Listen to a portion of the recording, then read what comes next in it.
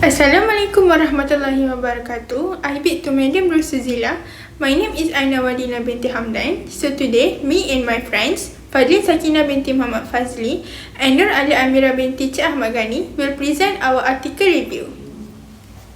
The title for our article is Students' Problem in Learning English as a Second Language among MDAB, that stands for Diploma in Office Management and Technology students at UITM Malacca. The year that our article was published was 2019. The writers consist of Khalijah binti Muhammad Nur, Maslizah binti Muhammad Razali, Nashrah binti Talib, Nur Barirah binti Ahmad, Siti Rosnita binti Sakarji, Wan Aisyah Ahni binti Wan Muhammad Safardin, and Aisyah binti Muhammad Nur. Main theme for our article. The article focuses on the challenges faced by MDAB students at UITM Malacca in learning English as a second language. It explores the factors affecting their proficiency and suggests improvement for effective teaching and learning.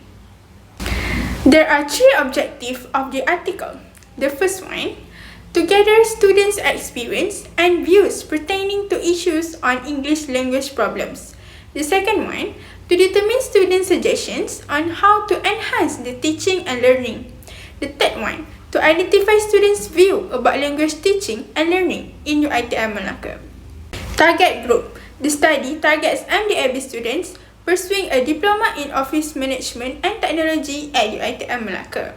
Method, by conducting interviews with 30 randomly selected MDAB students. There are 6 key points or key findings in our article. The first one, speaking skills. Many students hesitated to speak English due to fear of grammatical errors, embarrassment, and negative reactions from peers or lecturers. The second one, listening skills. Students struggle to comprehend lecturers and conversational English, citing fast speech, unfamiliar vocabulary, and varying accents as barriers. The third one, reading skills. Difficulties included unfamiliar words which hindered comprehension and fluency. Students often rely on dictionaries, extending the time needed for reading tasks. The fourth one, writing skills. Students face challenges generating ideas, constructing grammatically correct sentences, and organizing their essays cohesively. Academic writing was especially problematic due to limited prior exposure. The fifth one, perceptions of teaching. Students prefer lecturers who use their native language for explanation and dislike rigid English-only policies. They found lessons overly reliant on textbooks and lacked interactive or creative approaches. The last one, student suggestions. There are 3 student suggestions. The first one, engage in daily writing practice. Read English materials like newspapers and magazines to enhance vocabulary and grammar. And the second one, incorporate creative teaching methods such as multimedia tools, which make lessons more engaging. There are 3 main issues raised in our article. The first one, struggles with language proficiency. Students face significant difficulties in all language skills such as speaking, listening, reading, and writing. The second one, ineffective teaching approaches.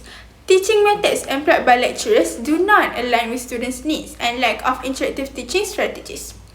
And the last one, environmental and psychological barriers. Lack of opportunities to use English outside the classroom, language anxiety, and cultural or linguistic preferences for the native language.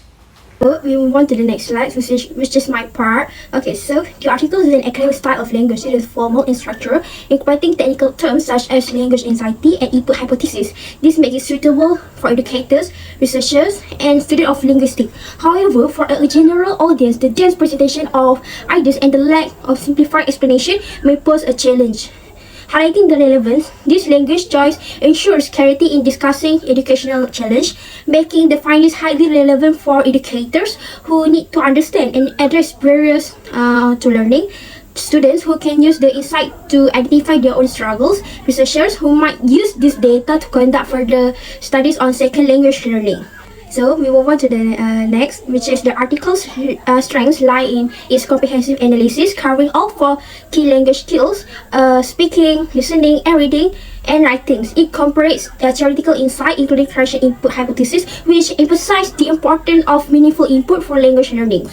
Furthermore, the article provides practical recommendation. For example, it suggests that lecturers adopt creative teaching methods, while students are encouraged to engage in consistent practice and utilize resources like dictionary and online tools. Despite its strengths, the article has some notable weaknesses. The study used a small sample size of just 30 students, which limit the generalizability of the findings. Additionally, the methodology is constrained to qualitative interviews with no triangulation through surveys or other qualitative methods. Finally, the focus on MDAB students at UITM MALACCA means that the findings may not apply broadly to other student populations. So the article uses a qualitative research methodology focusing on interview with 30 MDAB students from the office management program at UITM MALACCA. These interviews were designed to explore two main areas: the challenge students face in acquiring the four essential language skills: speaking, listening, reading, and writing, and their suggestion for improving English teaching and learning. The findings from this interview were analyzed thematically with key insights summarized in tables and categorized into issues and recommendations. While the methodology is straightforward, its reliance on a single qualitative method is limitations. So here's a flowchart summarizing the methodology. First, participant. The study began with 30 MDAB students. Second, interviews. These students participated in qualitative interviews focused on their challenges and suggestions. Third, analysis. The responses were analyzed to identify themes such as specific language obstacles and actionable recommendations. Findings. Fourth, findings. Finally, the results were compiled into a detailed discussion highlighting both challenges and practical solutions. So now let's look at the variable used in the research. First, we got two variables, which are the independent variable and dependent variable. For independent variable, the study examines the factors that contribute to student struggle in learning English. This includes, first, learning methods. Students often depend on rote learning, which limits their ability to develop language skills. The second one, teachers' approach. Lecturers who strictly enforce English-only policies or rely heavily on textbook-based teaching unintentionally discourage participation. The third one, home and social environment. Students often lack exposure to English outside the classroom, which limits opportunities for practice. The fourth one, psychological factors. Anxiety, fear of judgment, and lack of confidence significantly impact students' willingness to participate. Next, dependent variable. The dependent variable is the student's English proficiency, specifically their ability to perform in the four core skills, which are listening, speaking, reading, and writing. Lastly, let's move on to the conclusion. First, summary of the overall evaluation. This article effectively identifies the key challenges faced by students learning English as a second language. It highlights significant issues such as limited vocabulary, fear of judgment, and lack of confidence, which hinder students' ability to use English effectively. This research is insightful, particularly in how it categorizes challenges by the four language skills and provide practical recommendations for improvement. However, the small sample size limits the generalizability of its finding, so for future studies should involve a more diverse group of participants. However, there are some implications for learning, teaching, and understanding English. The study has these several important implications. The first one, for learning. It emphasized the importance of consistent practice and exposure to English in real-life context, like watching English movies or engaging in conversations. Next one, for teaching. Lecturers are encouraged to adapt their teaching methods to their students' needs, balancing creativity and flexibility to ensure lessons are engaging and effective. The third one, for understanding English. The findings remind us that understanding English isn't just about memorizing rules or vocabulary. It's about fostering confidence and building a growth mindset and also overcoming the fear of mistakes. So let's move on to suggestion for future research. This article also inspires opportunities for further studies. Here are a few suggestions. First, future studies could involve a larger and more diverse sample of students to capture a broader range of experience. The second one, incorporating quantitative methods alongside qualitative interviews will provide more comprehensive insights into students' proficiency. Third one, researchers could explore the role of technology, such as language learning apps or virtual reality tools, in enhancing English education. The fourth one, finally, examining how cultural perceptions of English influence motivation could add depth to this area of research. So, lastly, our group reflection.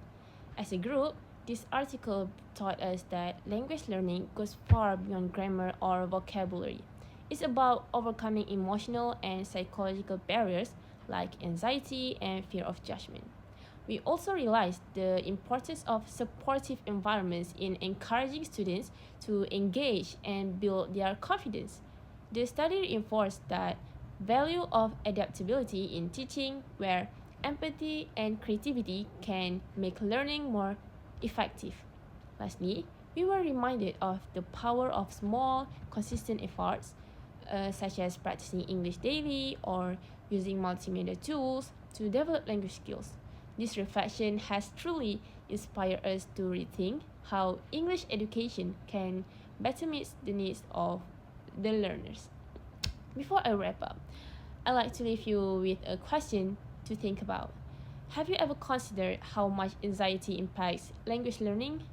Imagine a world where every language class feels safe, encouraging, and free from judgment. How can we, as educators, learners, or community members, create such space? Let's work together to ensure no learner is left behind.